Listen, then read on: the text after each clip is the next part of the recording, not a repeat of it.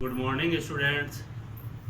आज lockdown mathematics की class में हम देखेंगे एक्सपोनेंट एंड पावर्स। इसके पहले मैंने दो वीडियो और डाले हैं।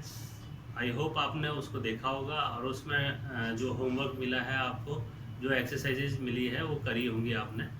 एक्टिविटीज़ आप करते रहिए घर पे। जो भी मैं आपको बताता हूँ उसमें मैथमेटिक्स में घर पे एक्सरसाइजेस करना या प्रैक्टिस करना बहुत आसान होता है। सिंपली करना कुछ नहीं होता है इसमें। आपको अगर मान लीजिए मैंने ऐसे कुछ लिख के दिया तो उसमें आपको फेरबदल करना है। मैंने सपोज करो कि a to the power m लिख दी है, आपको a to the power m नहीं लिख के a to the power n भी लिख सकते हो आप, है ना। जैसे two to the power 3 into two the पावर 4 कर दिया, तो आप इसको उल्टा भी कर सकते हो कि मैं 5 टू द पावर 2 और 5 टू द पावर 7 लूँगा। ऐसे आप एक्सरसाइज करोगे, जितनी आप करोगे, जितनी प्रैक्टिस करोगे उतना ही क्लियर होता चला जाएगा। ये हम लोगों के साथ में भी समस्या आ जाती है कई बार कि हम लोग एक्सरसाइज करते नहीं हैं, तो कई बार जब बोर्ड पे पढ़ाते हैं हमारे से खुद से मिस्टेक हो जाती है। तो आप एग्जाम में जो मिस्टेक करते हो वो इसीलिए होता है क्योंकि हम उसके ऊपर रिवीजन नहीं करते हैं। बराबर आप एक्सरसाइजेस करो, आप प्रैक्टिस करते रहो, तभी मैथमेटिक्स में आप वो हो पाओगे।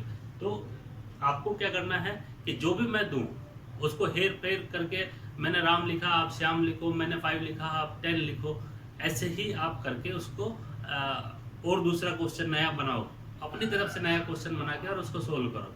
सोल्व करोगे, जितना सोल्व करोगे उतना ही आप एक्सपर्ट होते चले जाओगे। एक्सपर्टाइज तभी आएगी जब आप निरंतर उसका एक्सरसाइज करेंगे। आज हम पावर्स और एक्सपोनेंट में जो है इसकी आइडेंटिटीज को देखेंगे। आइडेंटिटीज देखेंगे। हमने लास्ट वीडियो, दो वीडियो में हमने पावर, पॉजिटिव पावर भी देख लिया था और नेगेटिव पावर भी देख लिया था।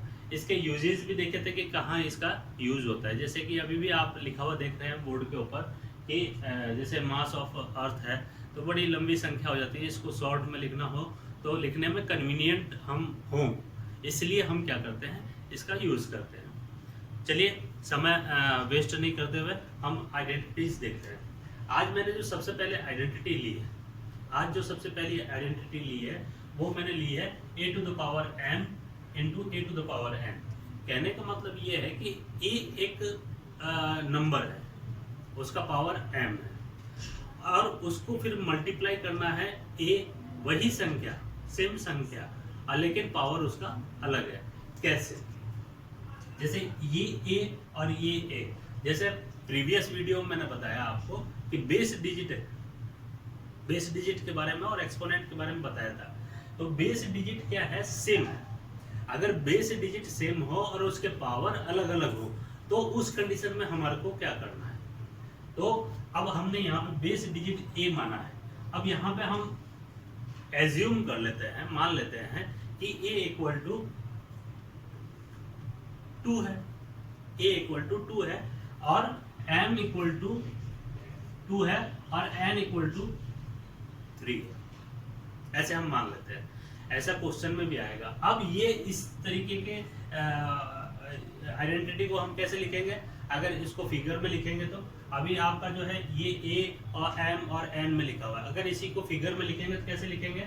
अब इसका ये हो गया कि a to the power m यानी कि 2 to the power 2 into 2 to the power 3। अब इसको हमने क्वेश्चन बना दिया। अब आपके पास में जो क्वेश्चन आएगा वो इस तरीके से आएगा कि 2 टू द पावर 2 और 2 to the power 3 equal to what. अब इसका सॉल्यूशन करना है। तो ये आइडेंटिटी पहचानना जो है बहुत आसान हो जाता है। अगर आप पहले सबसे पहले देखो कि बेस क्या है, बेस 2 है, 2 है, इसमें भी 2 है और इसमें भी 2 है, तो ये क्या हुआ? सेम बेस हो गया। अब हम इसका एक्सपोनेंट पावर देखेंगे। पावर क्या है? इसका 2 है, इसका 3 है, प्लस है, दोनों सही है, ठीक है। तब हम क्या करेंगे? अब इसमें ये फार्मूला हम लगा देंगे, सॉल्यूशन।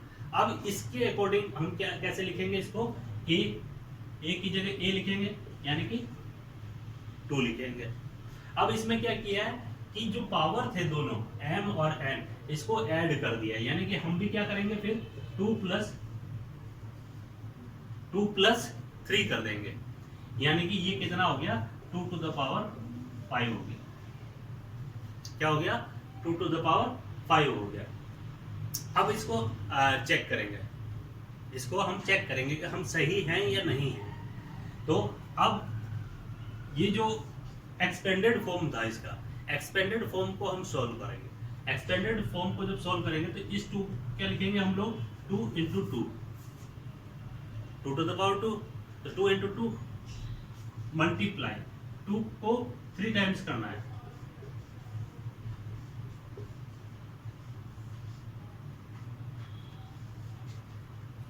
को 3 टाइम्स करना है। अब दोनों को अलग अलग करते हैं, 2 टू जा 4 और 2 टू जा 4, 4 टू जा 8, 8 4 जा 32।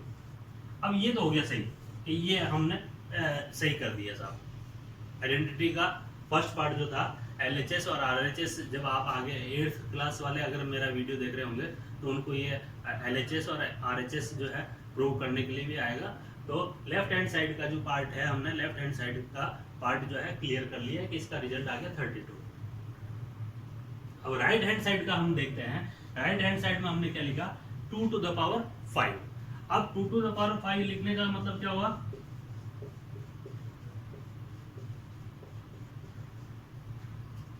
2 को 5 टाइम लिखना है मल्टीप्लाई में, 2 इंटू 2 इंटू 2 इंटू 2 इंटू 2 ये लिख दिया हमने। अब इसको मल्टीप्लाई करते हैं, 2 टू जा 4, 4 टू जा 8, 8 टू जा 16, 16 टू जा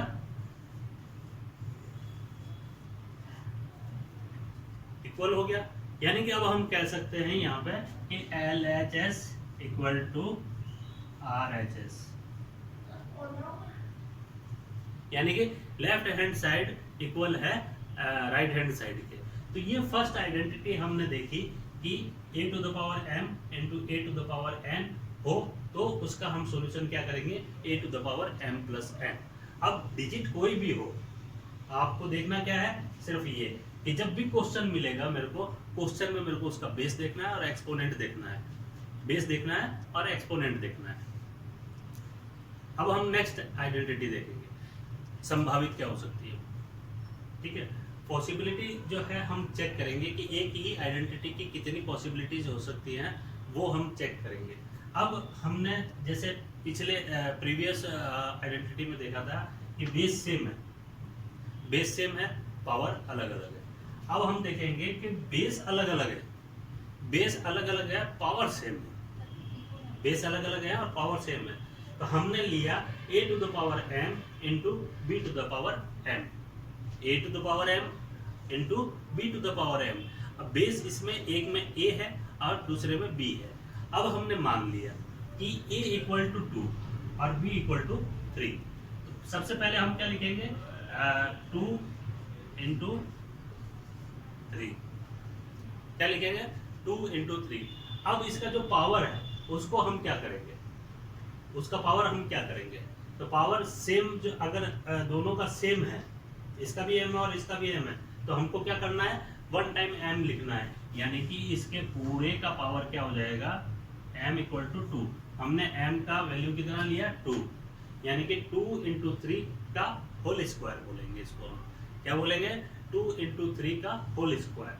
अब इसको अगर सॉल्व करेंगे तो 3 2 जा 6, 6 का स्क्वायर, 6 का स्क्वायर, 6 का स्क्वायर कहने का मतलब हुआ 6 इंटू 6, और 6 इंटू 6 का मतलब कितना हो गया 36।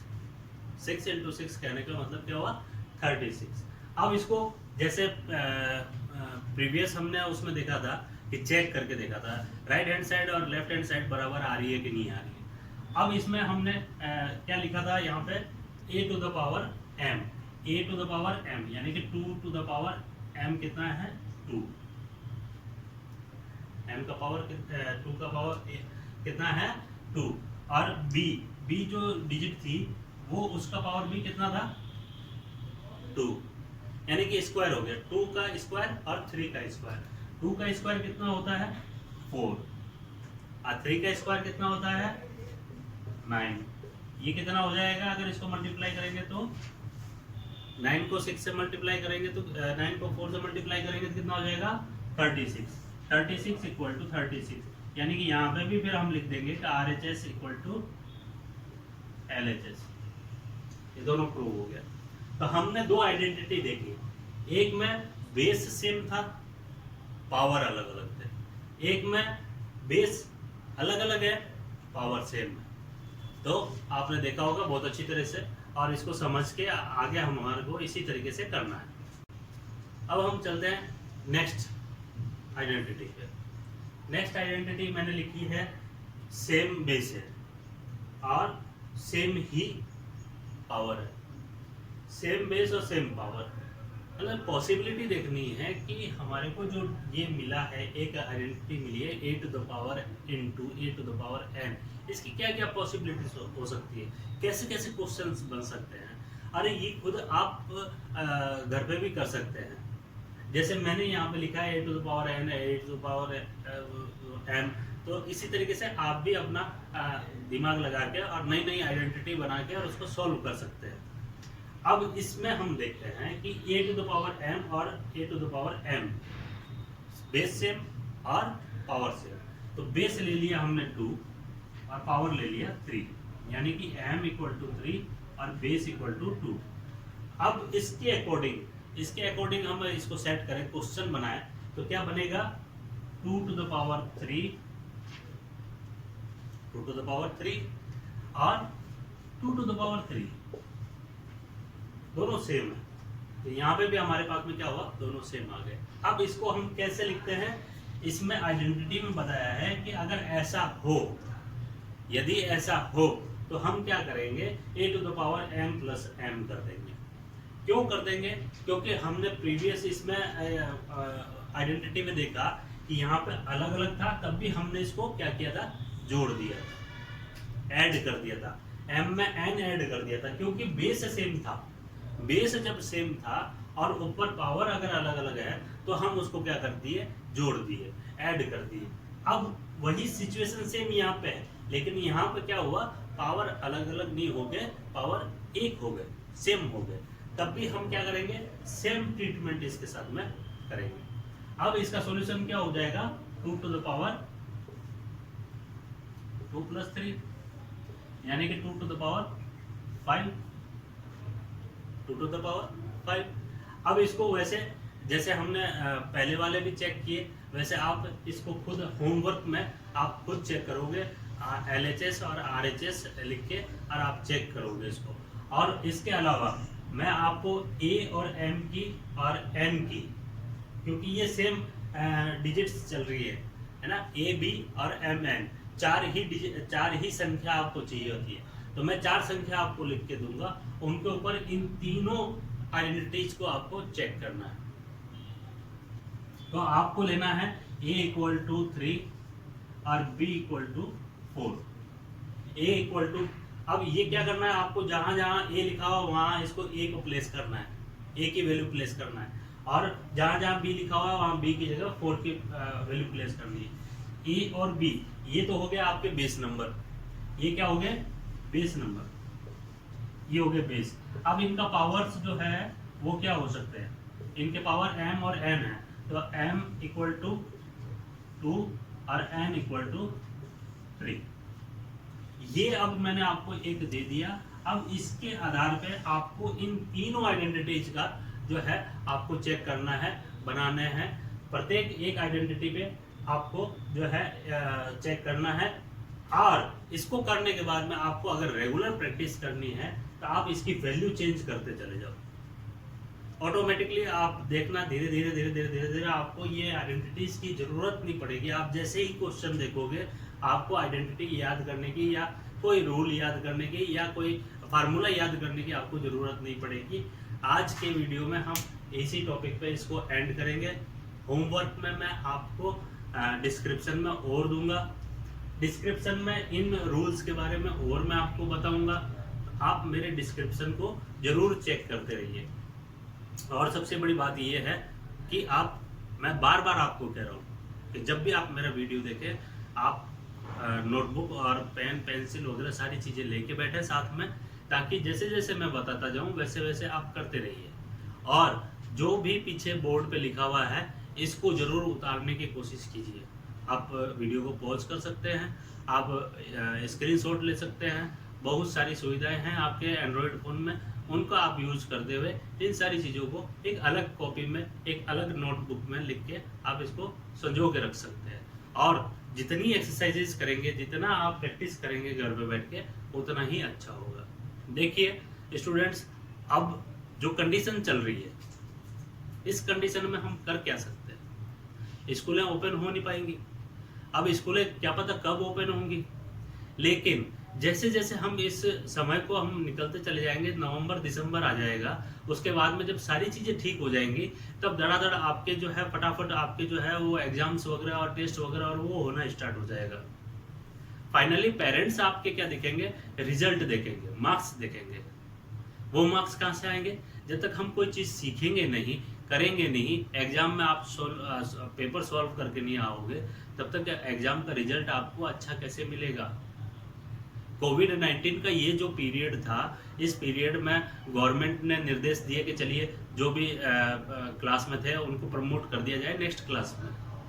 लेकिन जब स्थिति अच्छी हो जाएगी, ठीक हो जाएगी, और भगवान ने चाहा तो 2 महीने 3 महीने में ये सारी सिचुएशन सही हो जाएगी, लेकिन आप 2-3 महीने पीछे चले जाओगे।